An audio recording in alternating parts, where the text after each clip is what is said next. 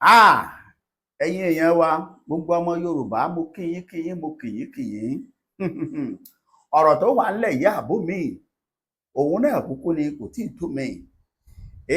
Àwọn ọ̀dọ́ ìlú àtàwọn àgbààgbà ìlú wọ́n ti yarí wọ́n ti fárígá fún Bọ́lá Ahmed Tinubu.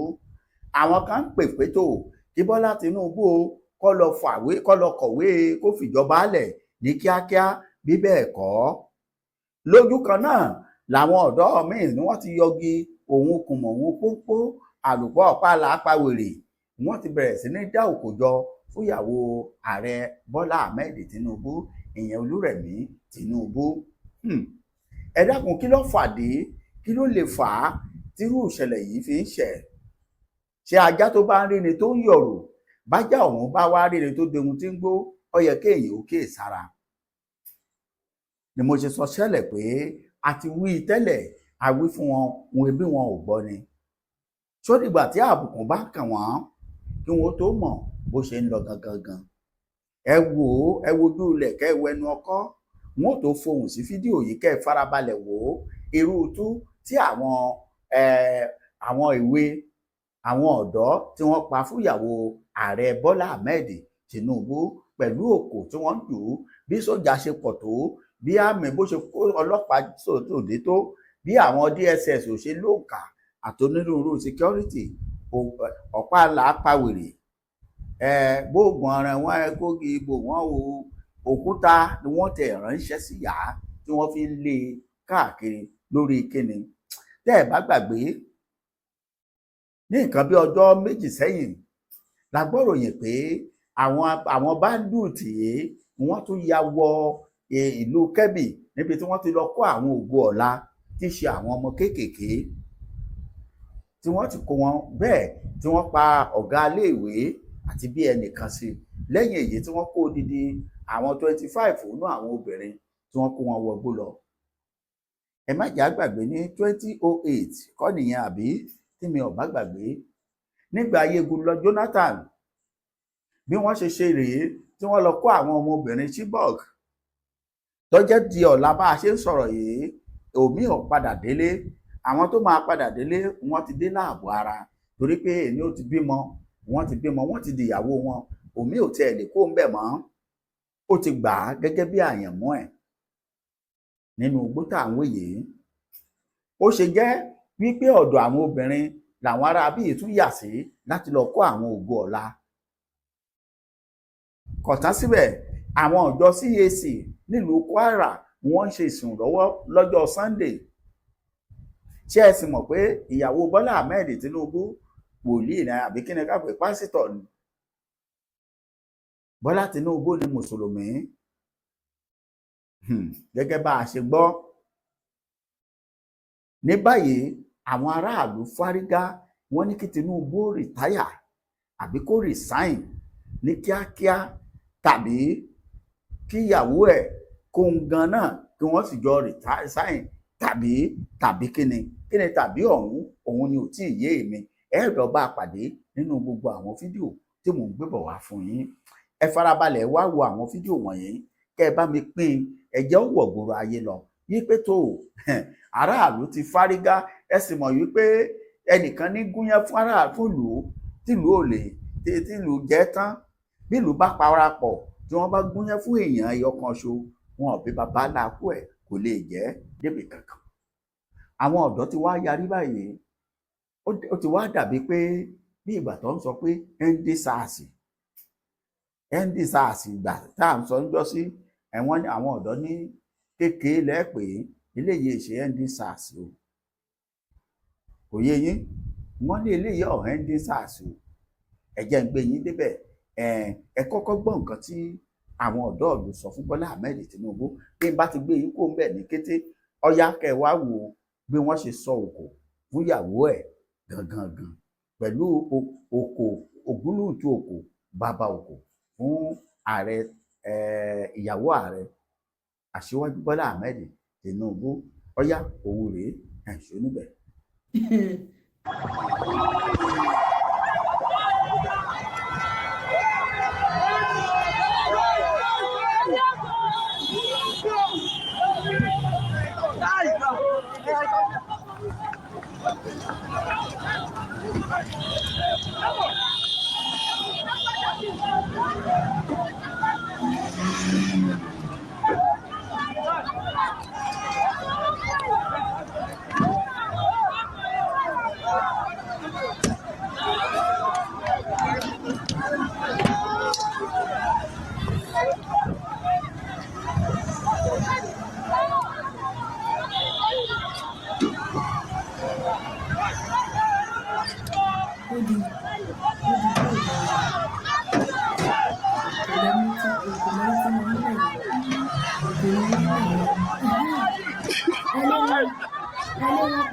Katuba ele kabla le uba ko tapule ele kabla le uba ko tapule jamani ole ele kabla le wa tapule everybody pẹ̀lú ìpànìyàn oríṣiríṣi tó ṣẹlẹ̀ ole ele wa tapule ele kabla le uba ko tapule ele tojú so ye lo ele kabla le wa tapule ele kabla le wa tapule ẹ wo bí àdúgbò ṣe rí ẹ wo bí inú ìlú ṣe rí ẹ wo bí inú ìlú ṣe rí kò ṣe ń tọ́ka sí kò sí ọ̀kan tó lè fi sọ pé fẹ́ fi yan ọ̀gàn láàrin. Ẹ káàbọ̀ padà. Ẹ gbọ́ ṣé bí ẹ rí bí wọ́n ṣe ń lé wọn. A ti sọ tẹ́lẹ̀tẹ́lẹ̀ kó tó dàsìkò yìí wípé tó bá tó àkókò àtiṣu kùrọ̀ máa là.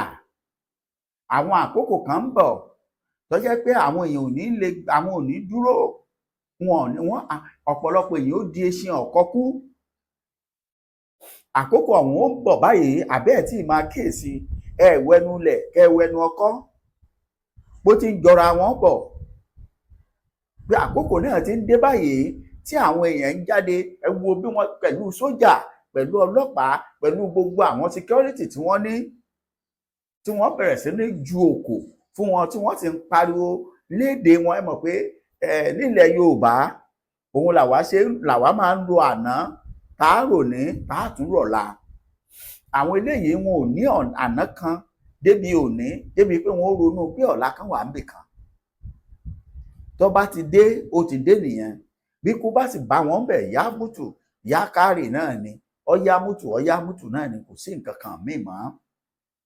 Iná ẹ̀nà fi ń ṣerú iṣẹ́ tí wọ́n ń ṣe tá a sì ń sọ fún gbogbo ẹ̀yin èèyàn ẹ dákun gbogbo ẹ̀yin tẹ́ ẹ bá mọ ààrẹ Bọ́lá Ahmed Tinubu ibi tí ọ̀rọ̀ yìí gbédé dúró yìí ọ̀rọ̀ tó wà nílẹ̀ yìí kò tí ì tó fàjà. Obì awẹ́ mẹ́ta ó ti tó pín láàrin ọmọ ìyá mẹ́ta. Ẹ gbọ́ ẹ má bínú. Obì awẹ́ mẹ́ta ó ti tó pín láàrin ọmọ ìyá mẹ́ta tí ò ní fàjà lọ. Ibi tí ọ̀rọ̀ gbé bá dé yìí gẹ́gẹ́ bí mo ṣe sọ ṣáájú wípé tó àwọn àgbààgbà ilẹ̀ Yorùbá ṣáwa náà máa wò báyìí ṣé ẹ máa dákẹ́ ẹ máa wò ó dìgbà tí àwọn ará bíi tí wọ́n bá ya wọ ilẹ̀ Yorùbá náà tí wọ́n lọ kó àwọn ọmọ wa lé sùkúrù. Ẹ wo bí wọ́n ṣe ya wọ inú ìjọ CAC mo gbé yín débẹ̀ níbi tí wọ́n ti ń ṣèsì nílùú Kwara. Tẹ́ ẹ bá gbàgbé lọ́jọ́sí àsọgbólóhùn kan pé tó àwọn èèyàn yìí wọ́n ti máa ń stọ́dì ìjọba Nàìjíríà pé tí wọ́n bá kọ́kọ́ lọ bì kan àkókò tó ń gbóná yẹn wọ́n ó kó security wọlé lẹ́yìn oṣù kan oṣù méjì eléyìí ò tí ì kóṣù mẹ́ta báyìí wọ́n bóyá wọn security ti rìláàsì wọ́n ya wọlé. Ẹ wo bí wọ́n ṣe lé àwọn èèyàn kàbàkàbà lọ́jọ́ ìjọsìn lọ́jọ́ ọ̀sìn tí wọ́n ń sin Ọlọ́run. Ìjọba ìlú òyìnbó lábẹ́ àkóso His Excellency Donald Trump sì lóun ń bọ̀ láti wá gbẹ̀san genocide Christian genocide nílẹ̀ Nàìjíríà. Ẹ̀yin aṣíwájú yìí ẹni rọ́ ni. Ṣé ẹ mọ̀ pé àṣírí tú báyìí aṣọ yìí bí ẹ̀jẹ̀ ń ké ẹ̀jẹ̀ ń pariwo. Ṣẹ́jẹ̀ ń pariwo ní ìsín àbí ò pariwo? Ṣó ń ké ní ìsín àbí kò ké? Ẹ jẹ́ kí gbogbo wájú ọmọ ayérí ẹ̀ wò. Sọ̀rọ̀ tó wà nílẹ̀ yìí ṣó ń jọra wọn àbí ò jọra wọn? Nílùú Kwara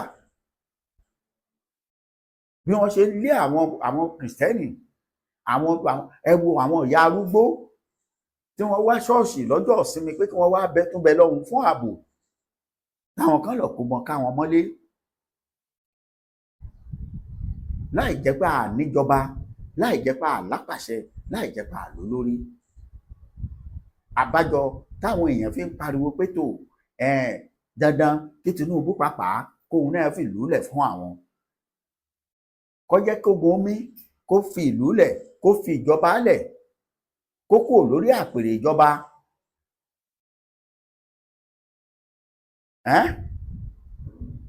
Ṣùgbọ́n lọ́dọ̀ tiwa àwa tá a jẹ́ ìran rẹ̀, àwa ń sọ pé láyé àkókò tiwa rèé.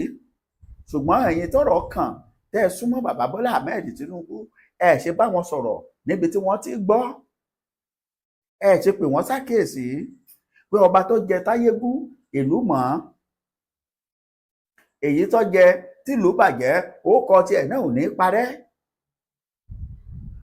Bó ti wù kó pẹ́ mbẹ̀ tó tìlú ọ̀bá tòrò lákòókò tiẹ̀, ayé ò ní sọ ibi tó dáa, ibi tí ò sùn ọ̀la máa sọ nípa ẹ̀. Ẹ ṣe jẹ́ kó tètè pèpè pàrọ̀ òun ọ̀dọ̀fin inú ẹ̀ báyìí. Ẹjẹ́ àjókòó yí tábìlì pọ̀ àwa àràn yìí, kí ló tó kàn? Kò sì sí nǹkan méjì ju wípé ẹ wá ẹ jẹ́ kó lúkàlùkù wọn lọ ṣèjọba ẹ̀ lọ́tọ̀ọ̀tọ̀. Bí Yorùbá bá dá dúró tí wọ́n ní àwọn ọlọ́pàá tiwọn, tán ní sójà tiwọn, tán ní air force tiwọn, tán ní navy tiwọn, tán ní gbogbo ohun ìjà ogun wọn, tí wọ́n bá dí báńdìrì wọn, tí wọ́n kó àwọn èèyàn wọn síbẹ̀, kẹ́nìkan ó fò láti ibì kan kó sọ pé mùsùlùmí lòun, ọmọ ìyá tó bá fẹ́ ṣe mùsùlùmí nínú ìran Yorùbá tó ní málà lókùn tóun tó fẹ́ jọmọ ìyá òun nínú ẹ̀sìn àsìnlá, kó wá sọ lójú àwọn tí ó sọ, bóyá wọ́n gbà fún un débi tí ogun fi wọlé débi tó wọlé dé yìí. Ṣé ẹ tí ì rí nǹkan kan ṣá? Èmi ò rò pé ẹ tí ì rí nǹkan kan o, torí bàbá ńlá díẹ̀ lèyí tẹ́ ẹ rí yìí. Àwọn wòlíì kúkú ti sọ ṣáájú wípé kékeré leléyìí, wípé ó ń bọ̀, pé ìdágìrì ń bọ̀ gidigidi. Ẹ rí pé àwọn ọ̀dọ́ ti sún ògiri lẹ̀ ń wò yìí.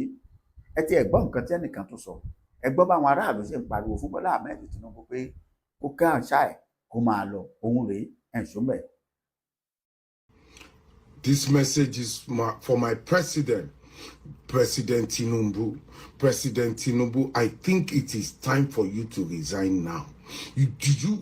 How do you feel comfortable being president over a failed nation?